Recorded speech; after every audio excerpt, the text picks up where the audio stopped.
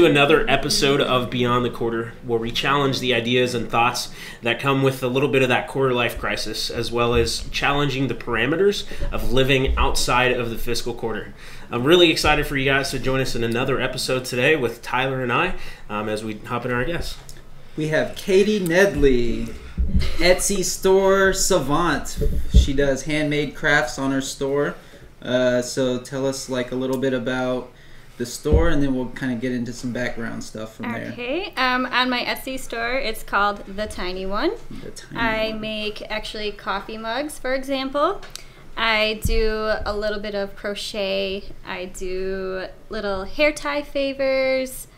Let's see, what else do I do? Is that actually from the store? Yeah, this is mine. Yes, I made this. And she has some ornaments coming out for this year. I have hand-painted ornaments for like the little wood slice ornaments. Pretty much anything. Awesome. Cool. Yeah. I was not aware that you brought examples. Yes, I have little props here. Nice. Gotta show it off. That's awesome. So I've known you for a little bit now, Katie, and I've been really excited because you're one of those people that lived in that retail life, right? And a lot of people never get out. So let's dive into a little bit of your background and like how you worked in retail, and let's talk about that. Okay. Should I start back in college? Yeah, like how I actually perfect. got into retail? Okay, so I graduated from Northern Illinois University up in Northern Illinois. That makes sense. Yeah, Northern Illinois, right there. Perfect. Love it. Okay, and I graduated with actually a textiles, apparel, merchandising major with business administration minor. And I actually took a job with Kmart once I graduated, and I was an assistant store manager. That was fun. Yes, it was very interesting. How long were you an assistant store manager for? I was there 2009 until, when did I start working at Target? Probably 2013, 14. So, Ooh, about yikes. then. You stuck it out there for a while. So I actually started out in Illinois, and then I moved down to South Florida here. I got transferred to Naples. So that's how I ended up in Florida. And then I just stuck it out there for a while, and then I couldn't take Kmart anymore, so I moved to Target, and that's where I actually met Tim. Worked there for a few years, and in 2014 I decided to start crafting a little bit. I made a lot of gifts for friends that were far away and things like that, so I'm like, you know what, I'm going to take a shot at this, and I'm going to open up my own Etsy store. So you were one of those girls that, like, the people, like, during the holiday season, they would go to you and have them make, like, a wreath or, like, something like that? I get asked a lot to, like, do little handmade things and little gifts. So I'm like, you know what? I'm going to try and make some money out of this. Yeah. Just kind of like side money, still work. And then I started that in August of 2014. And then by October, I had to quit and leave Target because it became my full-time job. That's always the goal. It took off that fast. So there's a lot of people that are like that are good with like crafts, but not a lot of them take that step and decide to like do it. This is what I'm gonna do. Yeah, I guess you can say I was one of the lucky few that just kind of it took off, and I started right at the right time, right before the holiday season. So my items were very gifty items for Christmas, and then right after that was Valentine's Day. So the holidays never ended, and I thought it would slow down, and it never did slow down. Well, we have tons of Hallmark holidays, so it seems like you're always on to the next one. And then Mother's Day, and then Father's Day, and it's just, it never ends. And do you have a specific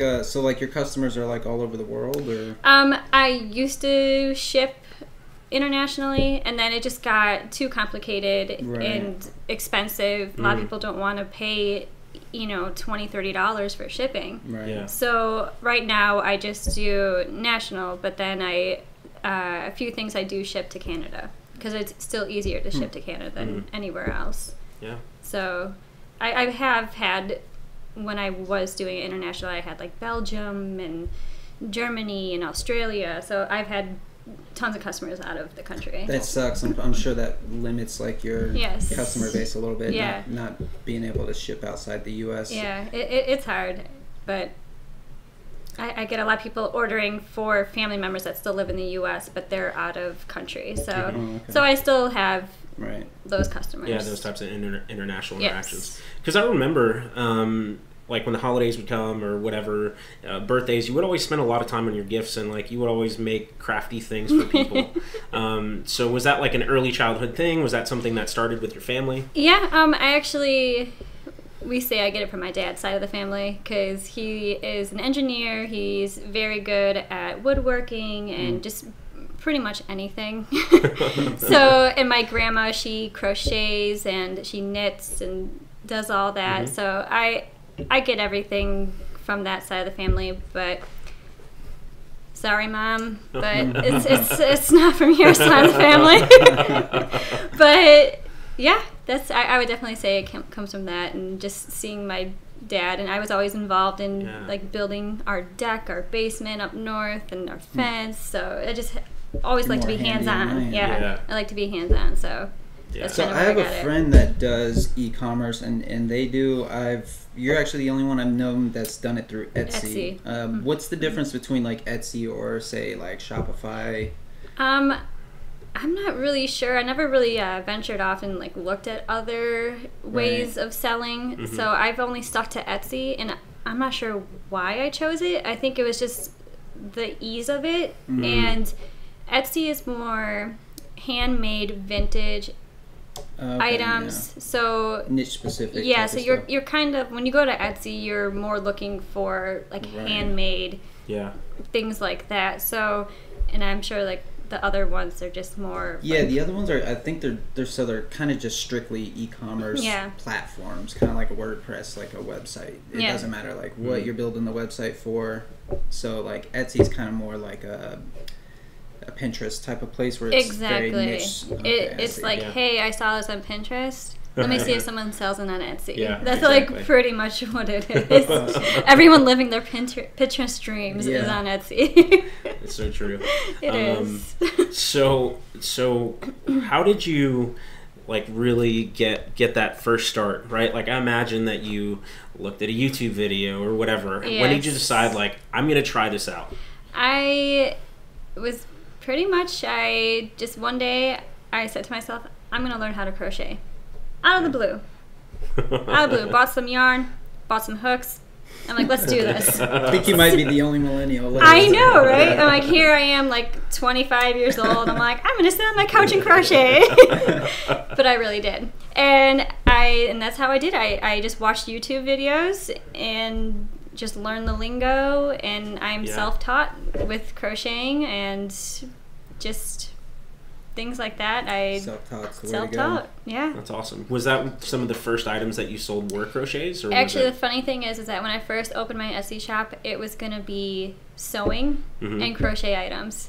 So it's something completely different than what I imagined, but it just kind of completely different generation too. Yeah, because I actually bought a sewing machine and everything, and I made a few things with that, and that's what I was going to go for. It was going to be like baby items and do like that. I remember that fox that you were making. That was my I don't even do that anymore. I need to. I bet she was the killer. I bet she was the killer Secret Santa at Target. Oh my gosh, her gifts. I remember she gave somebody a fox. I never got a fox, but it's okay. We'll let it go. And I made Cassidy. That's why he thought you hated him. I made that Cassidy, that was little like New York Yankees like pants with a hat and a baseball.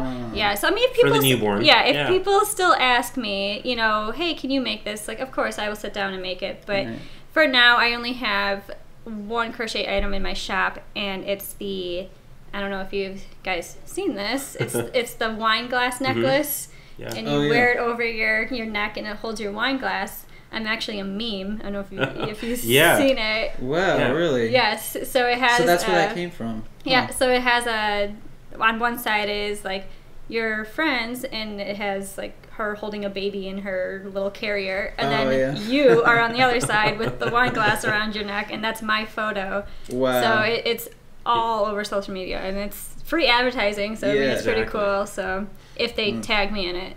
And I try and find all of them, and I like message them. I'm like, hey, can you tag me in this? Because this is my photo you stole from my website. So, but I mean, that's what a lot of it is, though, is just making sure you get recognition for it, because you're a small shop. Yeah. No one knows stuff like you. that snowballs for you, too. Exactly. And it just accumulates. Yeah, because after that, I mean, my sales in that is like skyrocketed for the next like month. Oh, I'm sure. That's awesome. Yeah, because I remember early on, right? Like you were featured in a Business Insider article. What was that on you? I got HuffPost. Yeah, Huffington Post. Nice. I was featured on one of theirs. That stuff helps a lot, because all of a sudden you'll be sitting on your couch, you look at your phone, and you see that your views on your shop have quadrupled in the last hour. And you're like, where are these coming from? And the fun thing about Etsy is that you can actually dive in and navigate where they're coming from. They'll kind of give you like, oh, these views are coming from this website, and you can click and you can find that they like, oh, my item was on this article. So it's kind of nice that you can see where your views are coming from. All the analytics around each. Nice. Yeah, there's like little graphs that show like social media and like if past orders or things like that. It shows where they click from. Wow. So it's nice. Because that was the, 10 gifts under $20. What was the article? Yeah, it was something... Oh, my God, that was... So did they even tell you, before? No, see, that's the thing. They will link your website to it, so they can click on it, but you never get a message. So it's not like they're doing, an op-ed piece on you or something? No, just kind of like, all right, here we go. It was a few times. And then my In a World Full of Kardashians, Be a Joanna Gaines mug. Yeah. That one's been featured on a few other items too, so it's crazy. That's awesome. So walk us through, you operate a lot of your business. You operate your whole business out of your house. Yes. Right? And logistically speaking, a lot of people think, oh my gosh, I need a retail space. I need all of these things to start. So tell us why you operate at home and why you decided and how it looks in operation. Well, why I operate at home? I have a 1-year-old at home. Daycare is expensive, and I guess I really haven't thought about opening a retail. Of course, when I first started, that was my main goal. I'm like, wow, I can have my own little storefront or things like that, or even be part of a smaller shop, even downtown or something like that. But a lot of my items are custom, so it would be kind of hard to have a lot of material in a store when I would have to make it on spot or something like that. Sure, Jeff Bezos wanted his own brick and mortar bookstore at some point too. But there's an e-commerce revolution kind of happening in the past, 3 to 5 years, where it's basically just killing brick and mortar stores, and you have people like you, creative people that just pop up all over the place that cater to specific niches of people. Exactly. And then I have no overhead. Right. Yeah. Because I'm working out of one of my bedrooms upstairs in my house. Yeah. So it's convenient, but at the same time, I don't shower for 3 days. I showered for you guys, so thank you. You're welcome. Appreciate it. No, but so you kind of lose a little bit of yourself, but at the same time, it's also positive, because then you don't have to go out into the real world and see people. Yeah. So it kind of has its positive negatives on that aspect. But yeah, all of my stock, all my mugs and everything are all in a closet. My bubble wrap is taking over my garage, so we only have one car in our garage right now. So, you kind of have to... If you're one of those people that's self-motivated enough, exactly. I know some people with startup companies where they have to get out of the house in the morning and go to an office, or else they won't be able to get any work done. But that's good. That's good that you're, you can sit there. It definitely takes a certain type of person. Right. It really does. You really have to motivate yourself, and it's hard. Sometimes, some days, I don't want to do it. I just want to sit on the couch because I'm like, hey, I'm at home. I want to watch TV. And you have a little boy. But then, you have to think about it. It's like, okay, if I don't do it today, then I'm going to be double swamped the next day. So that leads me to one of my next questions. Were you always like that? Was your mindset always like that, or certain things that happened in your life that kind of brought you to that place mentally, to where you were that self-motivated? It was probably my son. I mean, we tried for a baby for over a year we tried. So, you know, I had this goal that I wanted to be working from home by the time that we got pregnant. So we didn't have to worry about daycare or anything like that. Yeah. And, you know, it's just so we can be home with him. And, you know, I just stuck to it and just... Persistence. Yeah, persistence. So you just gotta, I don't know, mentally just think it's not just for me to sit at home. It's for him to be home, you know. Right. And that's one of the main motivators for a lot of people is, you know, once they have a kid, it's like mentally they go in a completely different exactly, because then you don't have to worry about like doctor's appointments, and then we also have 2 dogs, so if they have a vet appointment, and you know, so it's just a lot easier. And then like, oh, I can take him to the library one day for an hour or 2, you know. It's just you have a lot of freedom. It's nice because then you can just do things and have him be able to do things. I'm not saying daycare is horrible, but obviously, a lot of people dream to have their kids and be home with them. Exactly. So yes. Oh, that's awesome. So it brings me to thought and thinking about what if anybody were to ask you, like I've thought about this, I really want to do something like this. What would you tell them that maybe you didn't know at first that you should tell them to consider? I've actually had quite a few friends come to me, message me, and ask, you know, hey, I'm thinking about this. And, you know, the main things I say is, like, would you buy the product? Like, is it something that you would buy? Like, are you, like, 100% behind it? Are you, like, really positive that it's something that you would buy? And then also just don't give up. Because obviously, like, at first, I didn't have any sales for a couple of months. I mean, obviously, like, few here and there. Right. But then all of a sudden it just took off. So if I were like anybody else, like, oh, it's been 3 months and it's not picking up, I'm done. That's that's one of those I'm done. kind of oldest time stories where it's like, if I would have quit, then, you know, you were one of the 1 out of 99 that didn't quit. Exactly. It's just like, just be persistent, stay with it. It will happen if you put yourself 100% behind it. Yeah. And then, you know, with Etsy, you can't feel or see, touch the items in person, so you have to take good photos. You have to show every angle. You have to give good descriptions, like good, clear photos. That's a big thing, and that's a lot of things. If I had a few people come to me and say, hey, my so-and-so friend has this Etsy shop and she's not getting a lot of sales, can you look at it and give her some pointers? And the number one thing I always see are the photos. They're dark. They're like shadowy. They're not, you know, they're not showing the real product. Like, you know, like give natural light. It's all about the photo. Like that's what's going to draw people. And then, like, you know, putting it in a scenery where you would see the item in like naturally. So so invest a little bit. It seems like a lot of people, they're like, I'm going to do this. I'm going to do it all through my smartphone. And then they could just take the pictures and just go from there. I mean, obviously, smartphones have gone a long way just in the past couple of years with the cameras. But it just, I mean, staging your items and like, and just...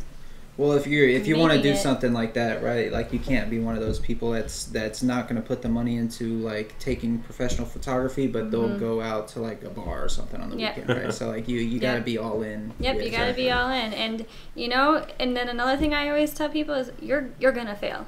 Right. That one thing that you thought was gonna make so many sales won't. So what were some of the biggest failures that you saw thus far? Let's see. I don't fail. No, I'm just kidding. No. I mean, I made like little like pom-pom banners. Like those didn't even sell. Took those right off. I mean, it's just in like my whole sewing thing when I first started. None of that sold. And maybe it's like, you know, it's not necessarily that it wasn't a bad product. It's like that just didn't appeal to your particular audience. And then also when I look back at those photos that I took, they were horrible. So, you know, it all comes back to, it's just like, yes, you have the same product as this person, but look how much better their photos are. It makes the product look 10 times better. Like more, like people just like associate it with it's a better product because it has a better photo. They're more invested and things like that. So like the friend that I have with his e-commerce store, like analytics are huge for him. Is that something you pay a lot of attention to, like where your traffic's coming from, like how to kind of focus in on specific channels? Yeah, I mean, I guess in a sense that I do, but the only two channels that I really focus on are Instagram and then like Facebook occasionally. I have my own business page on Facebook and then Instagram as well. What's the business page for people out there that may want to? Oh, okay. No, on Instagram it's get a plug in there real at quick. the dot tiny dot one. At the tiny one. Yeah. Dot. Dot. Yeah. So you don't do like Pinterest at all? I do have a Pinterest board, but I don't update it. And like I occasionally do, but I mean, there's like one item that really gets a lot of views on Pinterest. Like I said, like Etsy's pretty good about that. It tells you where your views come from. And you know, one of my Mr. and Mrs. ornament is on there, and that's like my main one from Pinterest. Wow. But yeah, it's nice that you can break it down all the way down to like what item. Do you have stuff in your store currently for like the holiday season? Oh yes, I have. Well, the ornaments I was talking about. I have little wood slice ornaments that they're state to state ornaments, so like long distance little ornaments that you can have. They're like a black background with white states on them, so it kind of looks like a chalkboard. And then I should have brought that. I have like little Scrabble piece ornaments that say Mr. and Mrs. with the wedding date on it. So a lot of customized things like that, and gift giving, and like easy because they're all like $10 to $15. So it's not like you're breaking the bank for a like customized item. Yeah, exactly. So you're not spending over $15 even with shipping. Right. So it's a quick little buy, and it's customized to your liking. And then the mugs, I also do the state-to-state mugs. That's like my specialty, is the state-to-state items. So do you do like requests from people? Like if yes. Oh. Yep. If you have like a little funny quote that you would like on a mug, I can do that. Or even just as simply, can you place the heart in Illinois over Chicago, and then the heart over Colorado in Denver, you know, for the two states. You know, it's just simple little things like that, and I can do that. Yeah, just like a very customized. So the reason why I really love what you do is that a lot of people think that they need thousands and thousands of dollars to start a business. No. Right? And for you, it was probably like, I don't know, $150. I don't even know. Exactly. Oh, gosh. But no, I don't even know. I just, you know, and that's another thing where it's just, you got to kind of just trial and error. You know, I buy these things not knowing if it's going to work, because I have to buy it in order to make an item to display it. Right. So here I am buying these 25 wood slices for $25, and I'm like, well, let's hope this works. Yeah. You know, and lo and behold, a month later, I sold over like 200. That's awesome. So it's you know, it's just kind of like a hit and miss thing, and then you know, it's just, I don't know. Because you're just putting things in front of clients that maybe they didn't even know that they wanted or needed yet, and you're thinking about like what would look special on that Christmas tree or whatever this year. Yeah, and also with like the wood slice ornaments, it's, you know, the big theme is rustic now. Like everyone loves rustic, and like, you know, Joanna Gaines, like Fixer Upper, like, you know, everybody loves shiplap. You know, so like the raw edge and rustic. See a lot of people doing like the wood pallets that they turn into American flags, stuff like that. Yeah, like a lot of like palette work, and you know, wood elements are very popular now. And I also I transfer images onto wood for the wood ornaments too. So that's a big seller, and that's awesome. That's very customized. But you know, it's a lot of communication with that too. You know, getting the right picture from the customer, because if they send me something where I'm gonna have to chop someone off, and then we had to keep communicating back, saying this isn't gonna work, or or the lighting isn't good in this picture, and so it's a lot of time. So if I'm not working, I'm actually working still because I'm talking to people on my phone and everything. So like you think you'd get to a point, sometime, I don't know, in the near future where you might not be able to sustain it on your own at your house? There is, I would say, about 2 years ago, I was to the point where I don't even remember like a whole month of my life. Yeah. It was before my son was born. It was the last Christmas before my son was born, and I... Oh, like, wow, you were pregnant. Oh, my God. No, I wasn't pregnant yet. Oh, okay. I was gonna say, yeah, so I wasn't pregnant yet, but it was right before I was pregnant. And, it was bad. I bet. I had, like, I don't know if this is going to, like, even correlate with anybody, but, like, I had 80 orders in one day. So, that's a lot. For something that takes artistic, like, time. And one person. Yeah. I'm...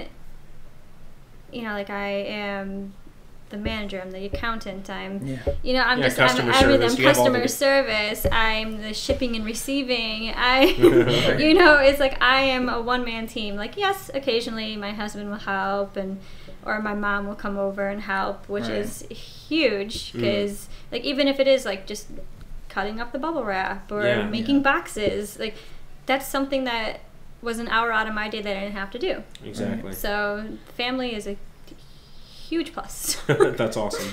So what else besides family was essential for you to be able to sustain the business, to where at that point you could have failed and you're like, all right, just going to throw in the towel. But what was essential for you to kind of maintain that business? Money. I mean, I quit my full-time real job. I needed to do this. You back yourself into that corner. It's just like, this is a do or die situation. There's no turning back. Yeah. Because this is what I had my mindset on, and I didn't want to fail. Yeah. And that's what I kept striving for. Like, I'm not going to be a failure. Like, this is what I want to do. That's awesome. So that was my mindset. So like I know I've had with my company, it would get really difficult to where like one day you'd be dealing with a client, and then like the next day you have to spend your whole day figuring out like, how do I send invoices, how do I do like set up payment processing on my site or whatever. How do you manage doing like, I guess it's just, you just have to kind of pick your type of crazy, where it's like you have to kind of diversify what you're spending your time on each day. Yeah, it gets difficult. Like right now I have a pile of receipts sitting in a drawer that I need to put into my bookkeeping, but I'm like, that can wait. That's actually my least favorite thing. Don't know why. Can wait. It's so easy to just plug it in and it's done, but it's I care more about getting the orders out on time and in a timely manner and doing that, and I obviously get the bookkeeping done, but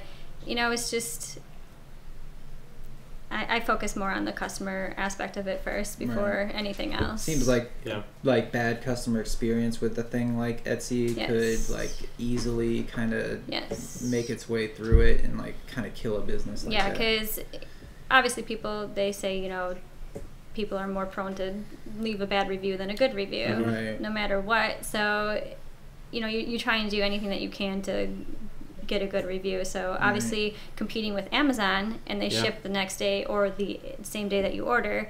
Here I am competing with that when I have 100 orders right now. But people don't understand that I have to hand make everything, and it may take like 3 to 5 days because I have 100 orders before their orders. Have you ever tried selling the products on Amazon? I haven't. They do have an Amazon section that is for handmade, but I've talked to a few people, I think it was like a little over a year ago, that have done it, and they say it never really took off the way that they thought it was going to, the way Amazon Seems hyped like it people up. Would have to directly search for you, or else they wouldn't be able to find and then you. Also that with Amazon, they think, oh, I'm going to get it in 2 days.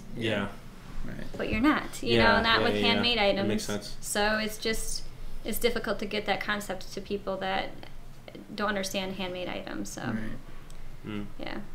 So what's your long-term hope for the tiny one? Like, what do you see with this? Is this something that you're doing for now and like maybe going back into corporate life or something like that? Or like, what do you want for this and what are you doing?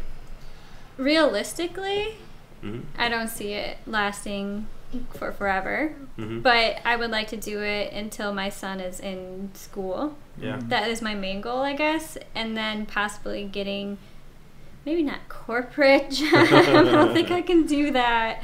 I don't think I can do that. It's super difficult. You to know, go exactly. That. You know, I've only done retail and restaurant for the most part of my experiences, so I'm very customer oriented. So if I went to like a corporate, I don't think I could do anything like that. Yeah. And I don't know, but hopefully I can find something that is more lenient and even works around my son's school, like schedule or something. Cool. Like that's be walking around Target like I can make it better. Yep. I do that now. No, I'm just kidding. No, but it's definitely not retail again, though. I can tell you that. Yeah. Even though I can vouch for that one. That's a lot of what is out there in South Florida. Yep. Is retail and restaurant. But that's like my number one thing is no retail, no restaurant. Yeah. Because I don't want to work on holidays. Right. Yeah. I don't want to be, working until midnight. Yeah. And getting home at 12:30 in the morning. I can't do that. I had to work at Walmart on Black Friday, and it was like, yep, I'm done with this. Yeah. Exactly. You just see the worst of people. Yeah. Just like, why? Why are you acting like this? Yeah. No. Oh, that's cool. So I guess the underlying thing is that you want a little bit of that freedom. Yes. And who knows, right? Like some people that thought of spandex, for example, that was just like a crazy idea that they had. So it's cool to see that you've already done some of these things and just made it a reality for yourself. Yeah. I mean, I hope it lasts. Yeah. But I think at the very least, like you put yourself in a position where like your I guess your floor is a little bit higher now. So like maybe now since you have that experience. Yeah. You could automatically jump to like some kind of senior level at some boutique clothing store or something like that. Yeah, I mean, or if the person that's hiring retail, like understands right, what it is to run their own business, like obviously they do because if they're running their own business, but hopefully they understand that like an online shop is kind of the same thing. Yeah. I have to keep inventory, I have to keep customers happy, everything like that. And do it while I'm in my pajamas. Right. Well, that's